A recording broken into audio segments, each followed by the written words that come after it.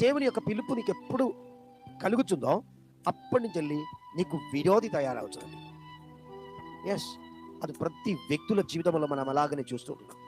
దేవునికి నీ మీద ప్లాన్ ఉండనే నీకు ఒక శత్రువు తయారవుతాడు. దేవునికి ఒక సంకల్పం నీ మీద ఉండనే నీకు విరోధి లేస్తాడు. ఎలా? మామూలుగా కాదు, గర్జించు సింహము వలె. హల్లెలూయా. కానీ గుర్తుంచుకోవాలి, దేవుడు మిమ్మల్ని హెచ్చించాలి అని, దేవుని వలన హెచ్చింపబడాలి అని మీరు ఆశించుతున్నటువంటి ఒక వ్యక్తి అయి ఉన్నట్లయితే ఈ రోజు మీ సొంత శక్తి, స్వయ జ్ఞానం, స్వయ బలం వదిలిపెట్టండి. ఉదాహరణ బైబిల్లో ఉంటుంది. ఎవరు తెలుసా? దావీద్.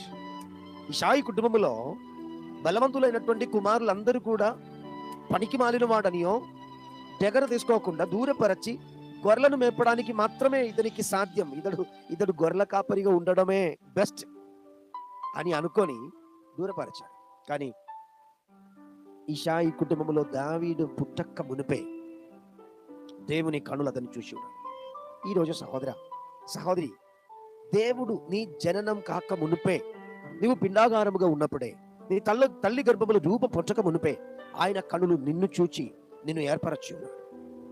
కాబట్టి నీ స్వయ శక్తి, బలం, నీ జ్ఞానం, నీ తెలివితేటలను ఎప్పుడైతే విడిచిపెట్టి దేవుని యొక్క బలిష్టమైన చేతి క్రింద దీన మనస్సు గలవారే. ఏ మనసు? దీన మనస్సు గలవారే. ఈ ఉదయకాల సమయం గుర్తించాలి.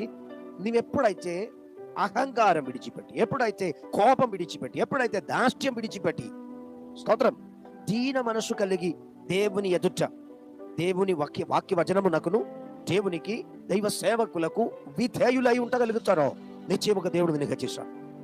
అవును, ఆ ఒక అనుభవం నీకు వచ్చేదాకా దేవుడు నిన్ను కొంచెం టిప్పలు పెట్టిస్తాడు. హల్లెలూయా. కనుక ఉదయకాలం గమనించండి, ఈ దినమే అది కావచ్చు. నువ్వు ఈ రోజు విధేయత కలిగిన ఒక వ్యక్తిగా మారితే, దీన మనస్సు కలిగిన ఒక వ్యక్తిగా మార్చబడితే, నీకు విరోధి అయిన గర్జించు సింహము నోటి నుండి నేను రక్షించుటగా దేవుడు సమర్థుడే. ఎస్, హల్లెలూయా.